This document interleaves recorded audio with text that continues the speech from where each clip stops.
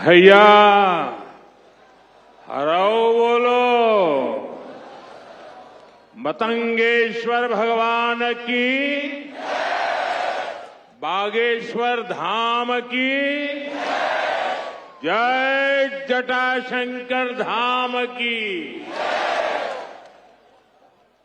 अपुन औरण खां मोरी तरफ से दो ही हाथ जोड़ के राम राम जो।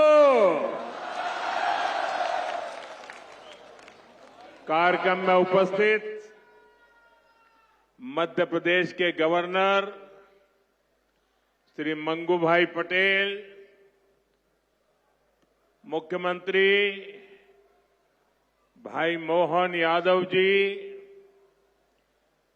जगत गुरु पूज्य रामभद्राचार्य जी, बागेश्वर धाम के पीठाधीश्वर श्री धरेंद्र शास्त्री जी, दीदी मां साध्वी ऋतंबरा जी, स्वामी चिदानंद सरस्वती जी, महंत श्री बालक योगेश्वर दास जी, इसी क्षेत्र के सांसद विष्णुदेव शर्मा जी, अन्य महानुभाव और प्यारे भाई और बहनों, बहुत ही कम दिनों में मुझे दूसरी बार वीरों की इस धरती बुंदेलखंड आने का सौभाग्य मिला है। और इस बार तो बालाजी का बुलावा आया है।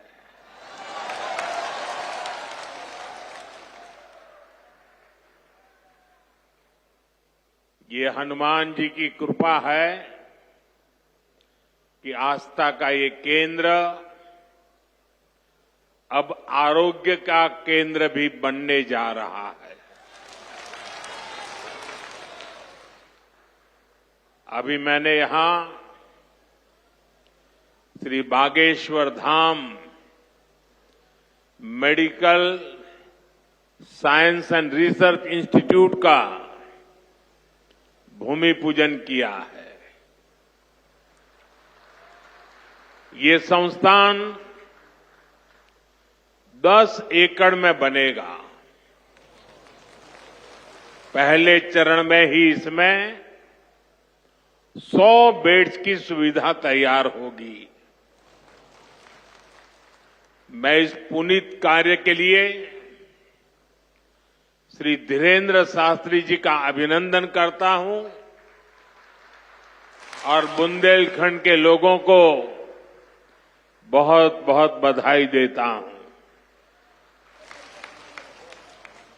साथियों, आजकल हम देखते हैं कि नेताओं का एक वर्ग ऐसा है जो धर्म का मखौल उड़ाता है, उपहास उड़ाता है, लोगों को तोड़ने में जुटा है। और बहुत बार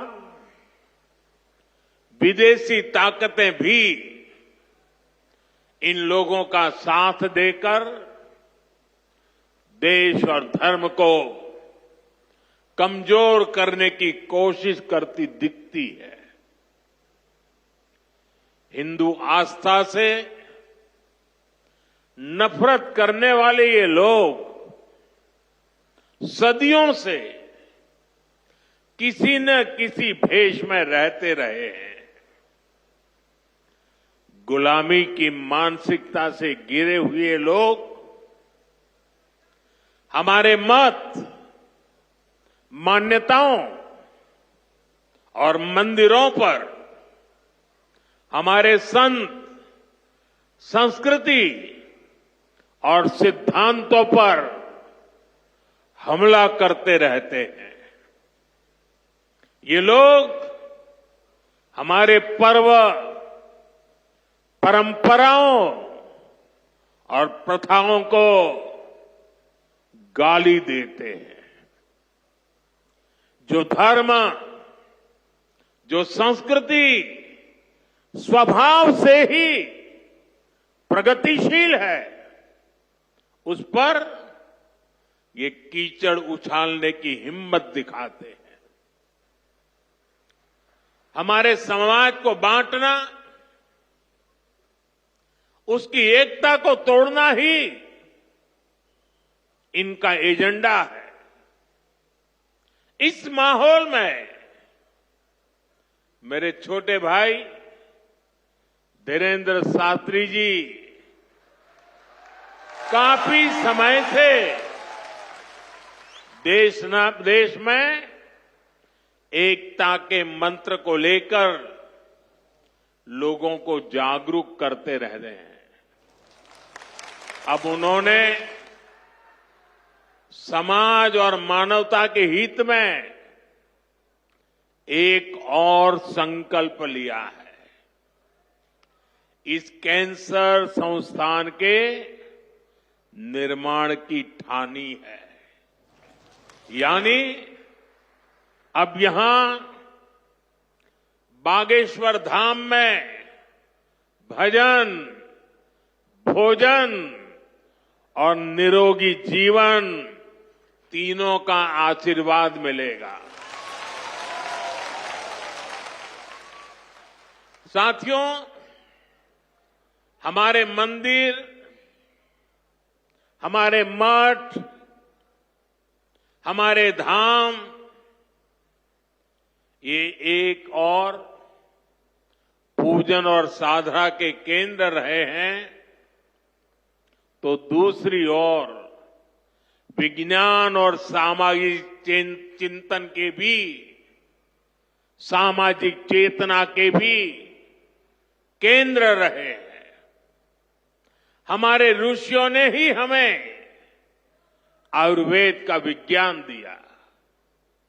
हमारे ऋषियों ने ही हमें योग का वो विज्ञान दिया जिसका परचम आज पूरी दुनिया में लहरा रहा है।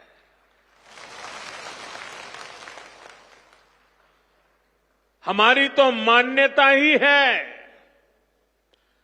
परहित सरिस धर्म नहीं भाई, अर्थात दूसरों की सेवा, दूसरों की पीड़ा का निवारण ही धर्म है।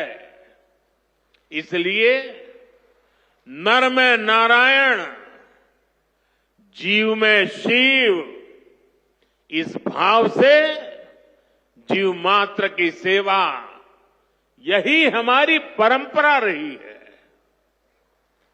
आजकल हम देख रहे हैं महाकुंभ की हर तरफ चर्चा हो रही है। महाकुंभ अब पूर्णता की ओर है। अब तक करोड़ों लोग वहां पहुंच चुके हैं।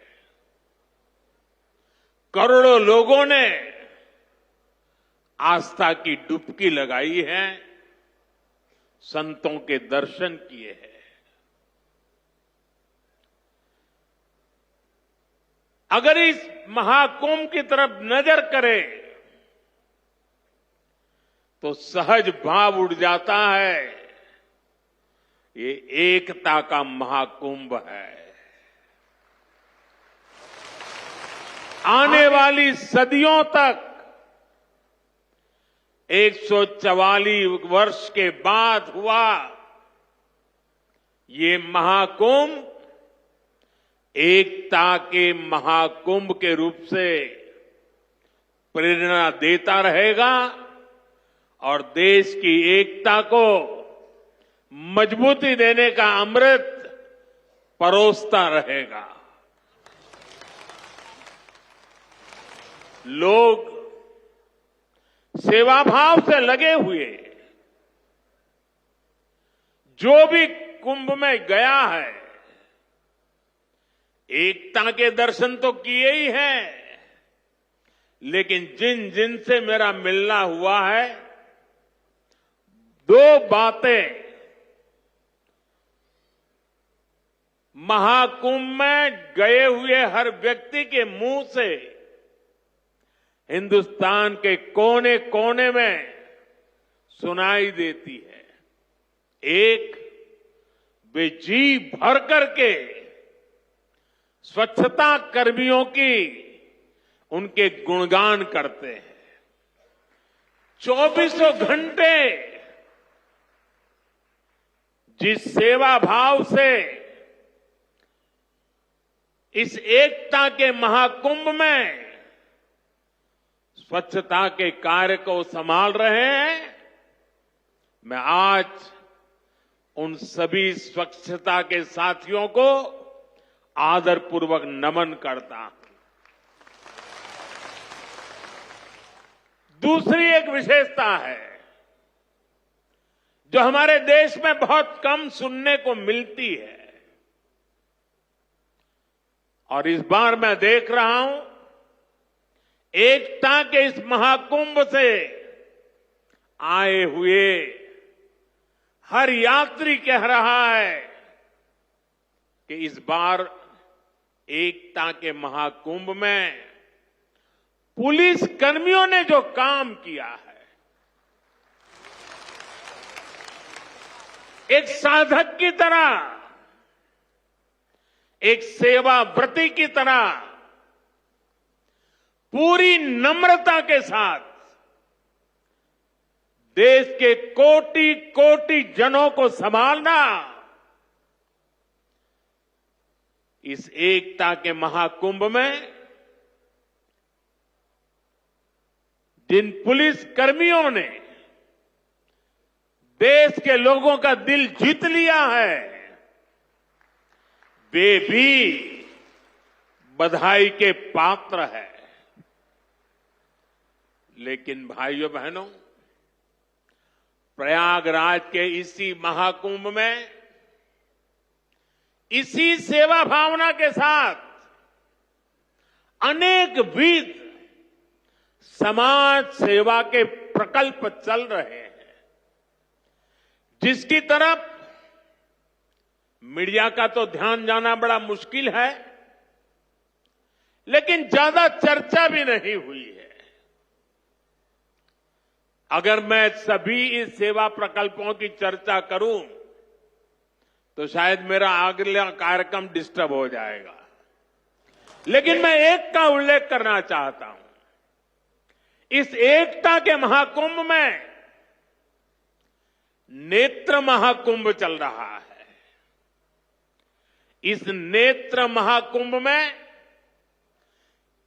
देश के कोने कोने से आए हुए यात्री, गरीब परिवारों से आए हुए लोग, उनकी आंखों की जांच होती है, मुफ्त में होती है।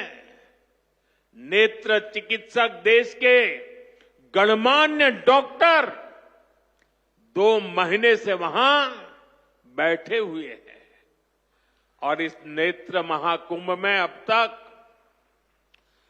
2 लाख से ज्यादा मेरे भाई बहनों की आंखों की जांच हो चुकी है। करीब 1.5 लाख लोगों को निःशुल्क दवाई और चश्मे दिए गए हैं, और कुछ लोग ऐसे पाए गए जिनके मोती बिंदु के ऑपरेशन की जरूरत थी। तो इस नेत्र महाकुंभ से चित्रकूट और अगल बगल के स्थानों पर जहां पर अच्छी नेत्र चिकित्सा की अस्पतालें थी, करीब 16,000 मोतियाबिंद के ऑपरेशन के लिए उन अस्पतालों में भेज करके एक भी पैसे का खर्च बिना उन सबके मोतियाबिंद के ऑपरेशन किए गए हैं। ऐसे कितने ही अनुष्ठान इस एकता के महाकुंभ में चल रहे हैं। भाइयों बहनों, ये सब कौन कर रहा है? हमारे साधु संतों के मार्गदर्शन में हजारों डॉक्टर्स, हजारों स्वयंसेवक स्वतः स्फूर्त भाव से, समर्पित भाव से, सेवा भाव से इसमें लगे हुए हैं। जो लोग एकता के इस महाकुंभ में जा रहे हैं, वो इन प्रयासों की सराहना कर रहे हैं। भाइयों बहनों, ऐसे ही भारत में कितने ही बड़े बड़े अस्पताल भी हमारी धार्मिक संस्थाओं द्वारा चलाए जा रहे हैं। धार्मिक ट्रस्ट के द्वारा हेल्थ और साइंस से जुड़े कितने ही रिसर्च इंस्टीट्यूट्स चलाए जा रहे हैं। करोड़ों गरीबों का इलाज और सेवा इन संस्थानों में होती है। मेरी दीदी मां यहां बैठी है। अनाथ बालिकाओं के लिए जिस प्रकार से समर्पण भाव से वो सेवा करती है, अपना जीवन बेटियों के लिए उन्होंने समर्पित कर दिया। साथियों, यहीं पास में हमारे बुंदेलखंड का चित्रकूट, प्रभु राम से जुड़ा ये पवित्र तीर्थ खुद दिव्यांगों और मरीजों की सेवा का कितना बड़ा केंद्र है। मुझे खुशी है इस गौरवशाली परंपरा में बागेश्वर धाम के रूप में एक और नया अध्याय जुड़ने जा रहा है। अब बागेश्वर धाम में आरोग्य का आशीर्वाद भी मिलेगा।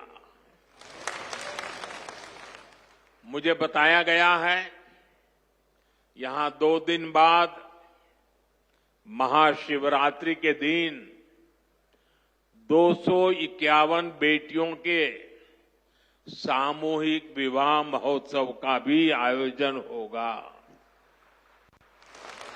मैं इस पुण्य कार्य के लिए भी बागेश्वर धाम की सराहना करता हूं। मैं सभी नवविवाहिता दंपतियों को, मेरी बेटियों को सुंदर और सुखी जीवन के लिए अग्रिम बधाई देता हूं, हृदय से आशीर्वाद देता हूं। साथियों, हमारे शास्त्रों में कहा गया है, शरीर माध्यम खलु धर्म साधनम, अर्थात हमारा शरीर, हमारा स्वास्थ्य ही हमारे धर्म, हमारे सुख और हमारी सफलता का सबसे बड़ा साधन है। इसलिए जब देश ने मुझे सेवा का अवसर दिया तो मैंने सबका साथ सबका विकास के मंत्र को सरकार का संकल्प बनाया और सबका साथ सबका विकास के इस संकल्प का भी एक बड़ा आधार है सबका इलाज, सबको आरोग्य। इस विजन को पूरा करने के लिए हम अलग अलग स्तर पर फोकस कर रहे हैं। हमारा फोकस है बीमारी से बचाव पर।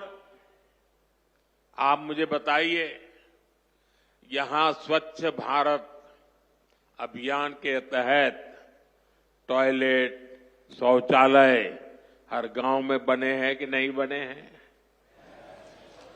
इससे आपकी मदद हुई कि नहीं हुई?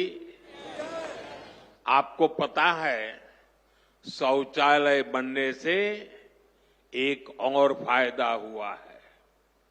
शौचालय बने हैं तो गंदगी से होने वाली बीमारियां भी कम हुई है। एक स्टडी कहती है, जिन घरों में शौचालय बने हैं वहां हजारों रुपये बीमारी पर खर्च होने से बचे हैं। साथियों, 2014 में हमारी सरकार आने से पहले हालात ये थी कि देश में गरीब जितना बीमारी से नहीं डरता था, उससे ज्यादा डर उसे इलाज के खर्च से लगता था। अगर परिवार में कोई एक व्यक्ति भी गंभीर बीमारी का शिकार हो जाए तो पूरा परिवार संकट में आ जाता था। मैं भी आप सबकी तरह गरीब परिवार से निकला हूं। मैंने भी इन तकलीफों को देखा है और इसलिए मैंने संकल्प किया है, मैं इलाज का खर्च कम करूंगा और आपकी जेब में ज्यादा से ज्यादा पैसे बचाऊंगा। मैं आपको बार बार हमारी सरकार की कुछ कल्याणकारी योजनाओं की जानकारी देता रहता हूं ताकि एक भी जरूरतमंद योजनाओं से छूटे नहीं। इसलिए मैं कई जरूरी बातें आज फिर यहां दोहरा रहा हूं और मैं आशा करता हूं आप इसे याद भी रखेंगे और अपने परिचितों को जरा बताएंगे भी। बताएंगे ना? पक्का बताएंगे? ये भी सेवा का ही काम है। इलाज के खर्च का बोझ कम होना चाहिए कि नहीं होना चाहिए? इसलिए मैंने हर गरीब के मुफ्त इलाज की व्यवस्था कर दी है। 5 लाख तक का इलाज बिना किसी खर्च के। किसी बेटे को अपने मां बाप के इलाज के लिए 5 लाख रुपए तक खर्च नहीं करना पड़ेगा। ये दिल्ली में आपका जो बेटा बैठा है ना, वो काम वो करेगा। लेकिन इसके लिए आपको आयुष्मान कार्ड बनवाना है। मुझे आशा है कि यहां बहुत सारे लोग होंगे जिनका आयुष्मान कार्ड जरूर बना होगा। जिनका नहीं बना है वो भी जल्दी से बनवा ले। और मैं मुख्यमंत्री जी को भी कहूंगा कि इस काम को, इस क्षेत्र में अगर कोई छूट गए हो तो तेजी से इसको आगे बढ़ाया जाए। साथियों, एक और बात आज आपको याद रखनी है। अब गरीब, अमीर, मध्यम वर्ग, कोई भी परिवार हो, परिवार में 70 साल से अधिक उम्र के सभी बुजुर्गों के लिए भी मुफ्त इलाज के लिए आयुष्मान कार्ड बन रहे हैं। ये कार्ड भी ऑनलाइन ही बन जाएंगे।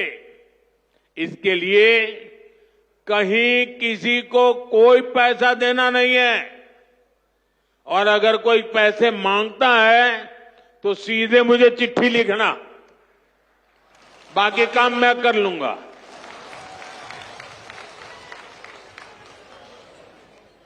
अगर कोई पैसा मांगता है तो क्या करेंगे आप? लिखेंगे? मैं इन संत महात्माओं को भी कहता हूं कि आप भी जरा आयुष्मान कार्ड का प्रबंध कर दीजिए ताकि आपको कभी बीमारी में मुझे सेवा करने का मौका मिले। आपको तो बीमारी आने वाली नहीं है, लेकिन अगर कहीं आ जाए तो भाइयों बहनों, कई बार इलाज के लिए अस्पताल में भर्ती होने की जरूरत नहीं पड़ती है। डॉक्टर की लिखी दवाई घर पर ही खानी पड़ती है। ऐसे में मेडिकल स्टोर से सस्ती दवाई मिले, मैंने इसका भी इंतजाम किया है। इस खर्च को कम करने के लिए देश में बढ़ेगा। भाइयों बहनों, गांव में ड्रोन तकनीक से एक और बड़ा जरूरी काम हो रहा है।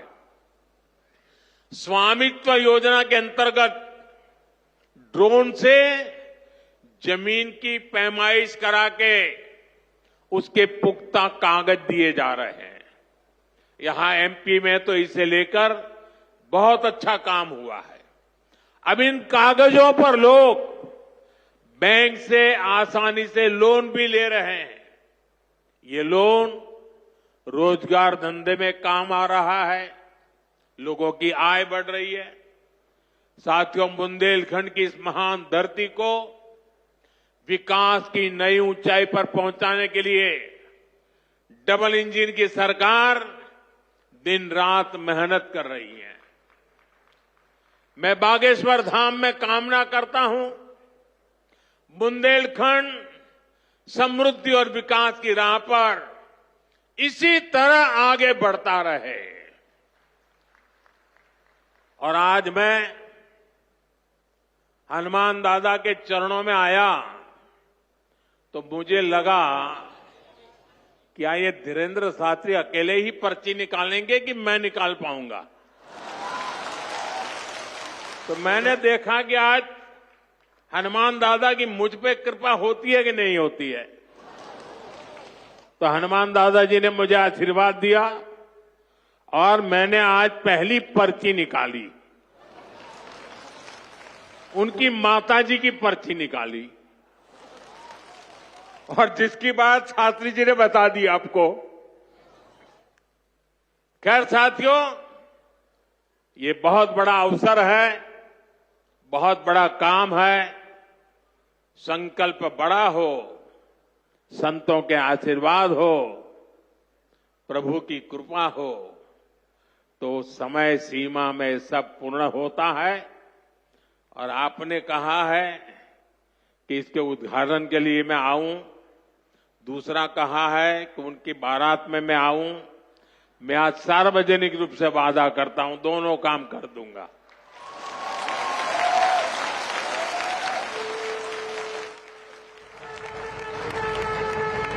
आप सभी को एक बार फिर मेरी बहुत बहुत शुभकामनाएं, बहुत बहुत धन्यवाद। हर हर महादेव।